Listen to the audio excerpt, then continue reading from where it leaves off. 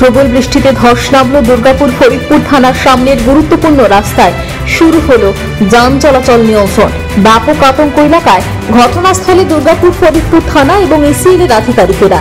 স্থানীয় সূত্রে জানা গিয়েছে আশেপাশে একাধিক কলিয়ারি রয়েছে। ভারী বৃষ্টির জেরে ভূগর্ভের মাটি নরম হয়ে এই বিপত্তি।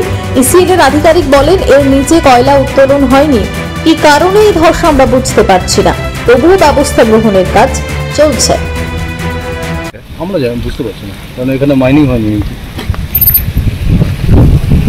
দেখি আপনারা কাগজ দেবেন নাকি? মানে অবিরাম বৃষ্টির কারণে কি এটা হলো? হতে পারে। এই জায়গাগুলি কি ধসপ্রবণ এলাকা? না। কতটা এলাকা জুড়ে বসেছে বুঝতে পারছি না। আপনার নামটা বলবেন না? না না, আমি ওই বাইক থেকে।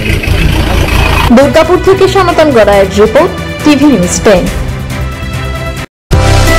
সুলভে সঠিক চিকিৎসার একমাত্র প্রতিষ্ঠান বিবেকানন্দ হসপিটাল।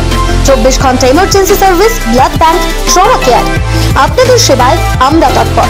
গুণমান ও পরিষেবায় দুর্গাপুর বিধাননগরের ডক্টর জাকির হোসেন এভিনিউর বিবেকানন্দ হসপিটাল শিল্পাঞ্চলের মানুষের মন জয় করেছে।